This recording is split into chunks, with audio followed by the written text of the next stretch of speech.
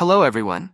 Today I'm bringing you another airdrop opportunity. Before we start, if you haven't subscribed to my channel, please do. I regularly upload high-profit airdrops and major opportunities. This airdrop is brought to you by Walrus Testnet. If you're unfamiliar with Walrus, it's a project focused on decentralized data storage. Their testnet is currently live, allowing us to stake test tokens for a potential future airdrop from Walrus. Previously, Walrus Airdrops through DeepBook rewarded users with up to $324 by simply staking SUI tokens, so don't miss out on this one. Steps to join the airdrop. Install the SUI wallet extension.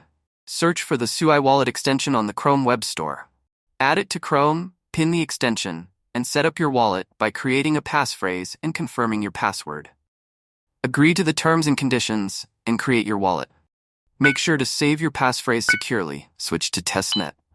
In your wallet settings, choose the Testnet option. Request SUI tokens from the faucet. You'll receive 1 token each day, and I can also share a link to request more tokens if needed.